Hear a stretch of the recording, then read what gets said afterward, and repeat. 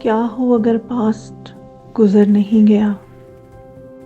کیا ہو اگر فیوچر ابھی کہیں انتظار نہیں کر رہا؟ اور کیا ہو اگر پریزنٹ دراصل حرکت ہی نہ کر رہا ہو؟ کیا ہو اگر جو کچھ کبھی ہوا اور جو کچھ کبھی ہوگا وہ سب ایک ہی لمحے میں موجود ہو؟ آج شیلز ڈائری میں ہم اس مقام کی طرف سفر کرنے والے ہیں جہاں مسٹری اور فزکس، کانشیسنس اور آرٹس ایک دوسرے سے ملتے ہیں، اور اس مقام کا نام ہے دا اسٹیگننٹ مومنٹ، ایک ساکن لمحہ۔ خوش آمدید شیلز ڈائری میں، جہاں سٹیم ملتا ہے سلوپ سے، جہاں سائنس ملتی ہے سول سے، اور جہاں ہر سوال حقیقت کے اسرار کی ایک نئی کھوج بن جاتا ہے۔ زندگی بھر میں ایک ٹروتھ سیکر رہی ہوں، سائنس اور اسپرچویلٹی دونوں کی روشنی میں حقیقت کو سمجھنے کی کوشش کرتے ہوئے میں ایک منطقی نتیجے تک پہنچی ہوں، جس کو میں شیلز پیراڈاکس کا نام دے رہی ہوں۔ زندگی کے سفر میں نے یہ جانا ہے کہ سائنس جتنی گہرائی کے ساتھ حقیقت کی تہوں میں اترتی ہے، اتنا ہی وہ اینشینٹ وزڈم کے قریب پہنچ جاتی ہے۔ آج ہم ایک خاص مقام پر کھڑے ہیں، ایک ایسا کراس روڈز جہاں دو دنیاؤں کا سنگم ہے، سٹیم اور سلوپ۔ یہ وہ جگہ ہے جہاں science, technology, engineering, arts, mathematics ملتے ہیں، سنگنگ، لٹریچر، اکالٹ اور اپسٹمولوجی سے، اور اسی سنگم پر ہم ایک عجیب تصور میں داخل ہوتے ہیں، دا اسٹیگننٹ مومنٹ، ایک ساکن لمحہ۔ چلیے پھر سائنس کی طرف چلتے ہیں۔ پہلے Newton, the clock work universe. Newton سے کہانی شروع کرتے ہیں۔ ان کی فزکس ہماری روزمرہ دنیا کو سمجھاتی ہے، گرتا ہوا سیب، گردش کرتے سیارے اور ٹکنگ کلاک۔ نیوٹن کے یونیورس میں ٹائم بالکل واضح ہے، مطلق، ایبسلیوٹ، منظم، ایک سیدھی لکیر کی طرح۔ پاسٹ، پریزنٹ، فیوچر، یہ ایک ایسا نظام ہے جو پریڈکٹیبل بھی ہے، سمپل بھی ہے، اور مکمل طور پر لینئر، یعنی سیدھی لائن۔ اس کے بعد دا فلیکسیبل کاسموس آئے پھر آئنسٹائن، اور انہوں نے کائنات کی تصویر ہی بدل دی۔ انہوں نے کہا اسپیس اور ٹائم الگ نہیں ہیں، وہ ایک ہی فیبرک کے دھاگے ہیں جسے ہم کہتے ہیں اسپیس ٹائم۔ اگر آپ سپیڈ آف لائٹ کے قریب سفر کریں تو ٹائم سلو ہو جاتا ہے، اور بڑے اجرام فلکی جیسے پلانٹس، سٹارز، بلیک ہولز اس اسپیس ٹائم کو موڑ دیتے ہیں۔ گویا کائنات کا جال خم کھانے لگتا ہے، کرویچر میں آتا ہے۔ آئنسٹائن نے ہمیں بتایا کہ کوئی یونیورسل ناؤن نہیں ہے، یہ اس بات پر منحصر ہے کہ آپ کہاں ہیں اور کس رفتار سے حرکت کر رہے ہیں۔ اب پریزنٹ، پاسٹ اور فیوچر الگ الگ خانوں میں بند نہیں رہے، بلکہ وہ ایک ہی 4 ڈائمینشنل بلاک آف ریئلٹی کا حصہ ہے۔ اس کے بعد آتی ہے کوانٹم ریئلٹی۔ لیکن حقیقت کی یہ کہانی آئنسٹائن پر ختم نہیں ہوتی۔ جب ہم کائنات کے سب سے چھوٹے پیمانے پر جاتے ہیں تو کوانٹم فزکس کی حقیقت اور بھی پراسرار ہو جاتی ہے۔ یہاں ہم ملتے ہیں پلانک لینتھ اور پلانک ٹائم سے۔ یہ اس وقت کی سب سے چھوٹی، ابھی تک ناقابل پیمائش حدیں ہیں۔ इस सतह पर हकीकत ठोस नहीं रहती, वो धुंधली हो जाती है। पार्टिकल्स एक ही वक्त में कई मुख्तलिफ हालतों में मौजूद हो सकते हैं, और यहाँ पर टाइम सिर्फ बहता नहीं, वो फ्लक्चुएट भी करता है।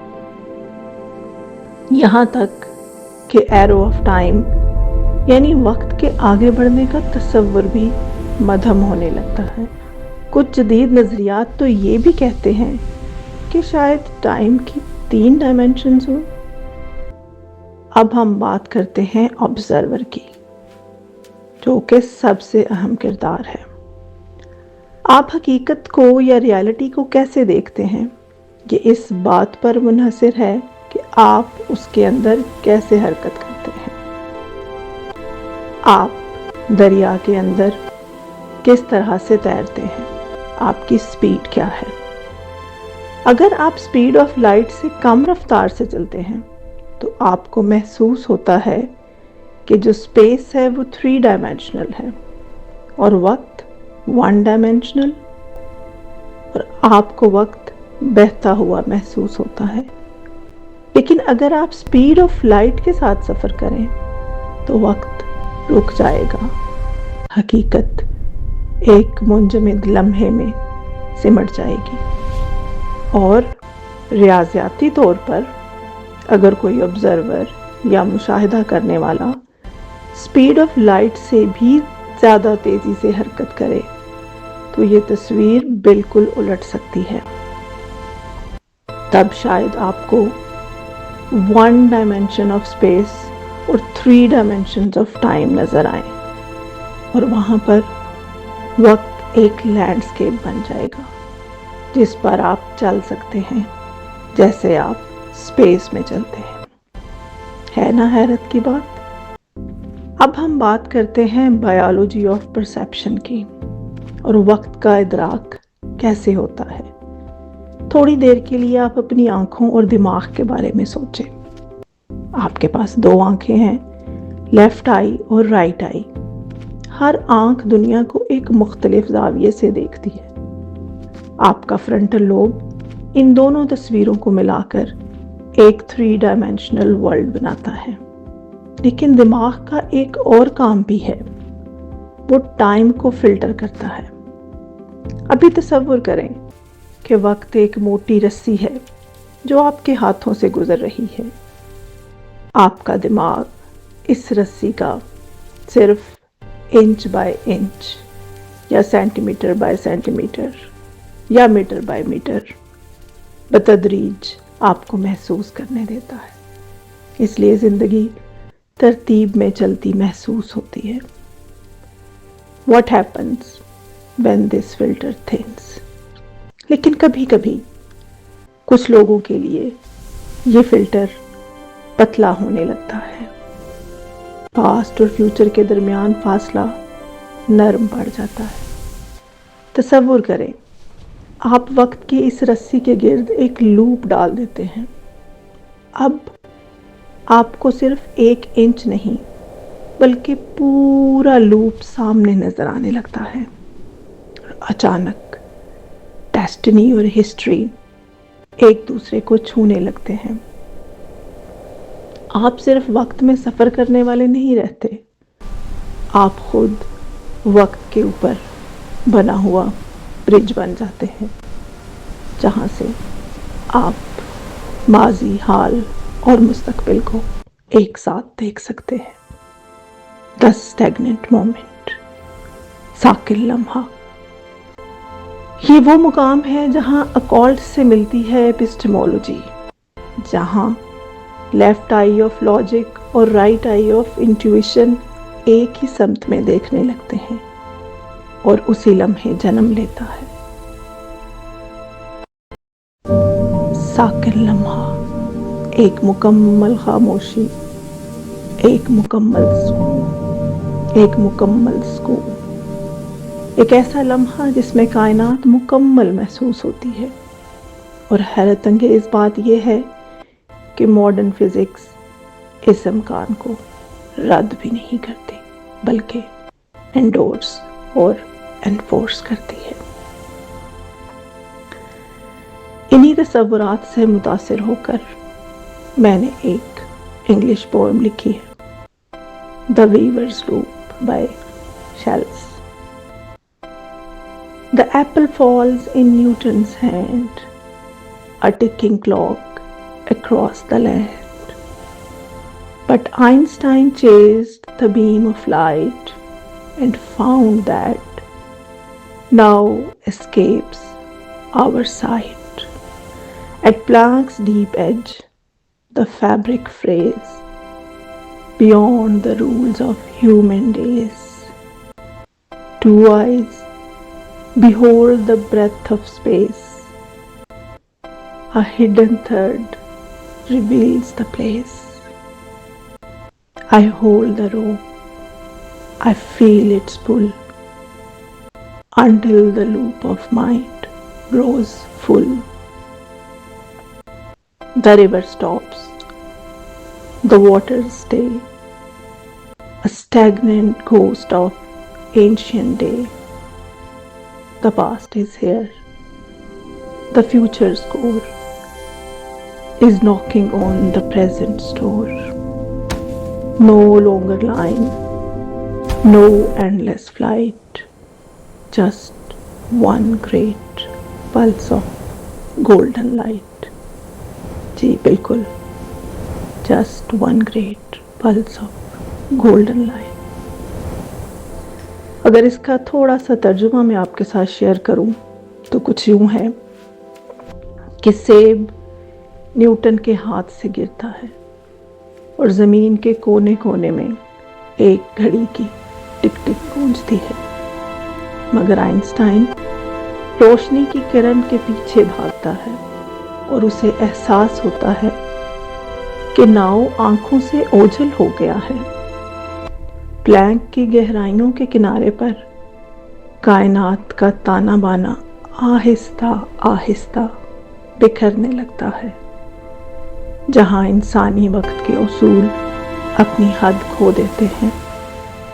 دو آنکھیں اسپیس کی وسعت کو دیکھتی ہیں، مگر ایک پوشیدہ تیسری آنکھ وہ مقام ظاہر کرتی ہے جہاں راز کھلتے ہیں. میں وقت کی رسی کو تھامتی ہوں اور اس کی کشش کو محسوس کرتی ہوں، یہاں تک کہ ذہن کا چکر یا لوپ اپنی تکمیل تک پہنچ جاتا ہے. پھر دریا رک جاتا ہے، پانی ساکت ہو جاتا ہے، گویا کسی قدیم دن کی خاموش پرچھائی ایک لمحے میں ٹھہر گئی ہو. پاسٹ یہی ہے، ماضی یہی ہے، مستقبل کی گہرائی بھی یہی ہے، اور وہ حال کے دروازے پر آہستہ سے دستک دے رہی ہے. اب نہ کوئی سیدھی لکیر باقی، نہ کوئی لامتناہی سفر، صرف ایک عظیم دھڑکن باقی، گولڈن لائٹ کی ایک ابدی اور روشنی دھڑکن، شعاع نور کی ایک ابدی اور روشن دھڑکن. یہاں پر ریئلائزیشن یہ ہے کہ شاید ہم صرف مسافر نہیں جو ٹائم لائن پر سفر کر رہے ہیں، شاید ہم ایک ملٹی ڈائمینشنل ٹیپسٹری کے اندر موجود ہیں، مشاہدہ کرنے والے، آبزرو کرنے والے. اور جب سائنس اور اسپرٹ ہم آہنگ ہوتے ہیں تو ایک گہری حقیقت سامنے آتی ہے. ایرو آف ٹائم آہستہ آہستہ غائب ہونے لگتا ہے اور ایک احساس جنم لیتا ہے، جو کچھ کبھی تھا اور جو کچھ کبھی ہوگا وہ سب اسی لمحے میں موجود ہے. ایک ابدی لمحہ، ایک خوبصورت اسٹیگننٹ مومنٹ. شاید وقت کوئی دریا نہیں جس میں ہم سفر کر رہے ہیں، شاید یہ ایک اوشن ہے، بہت بڑا سمندر جس کے اندر ہم پہلے سے موجود ہیں. اور کبھی کبھی اگر ذہن کافی پرسکون ہو جائے تو ہم उस पूरे ओशन को एक ही नज़र में देख सकते हैं। क्या कभी आपकी ज़िंदगी में ऐसा लम्हा आया जब आपको लगा कि वक्त रुक गया है? अगर ऐसा हुआ है तो अपनी कहानी कमेंट्स में ज़रूर लिखिएगा, क्योंकि शायद वो लम्हे सिर्फ एहसास नहीं होते, शायद वो लम्हे होते हैं जब यूनिवर्स खुद को देखती है। रियलिटी इक्वेशन से कहीं ज़्यादा गहरी है और इमेजिनेशन से बहुत ज़्यादा वसी। शेल्स डायरी के अगले चैप्टर तक कायनात को तलाश कीजिए, बाहर भी और अपने अंदर भी। अपना ख्याल रखिए और डॉक्टर शहला को अपनी दुआओं में याद रखिए। अल्लाह हाफिज़।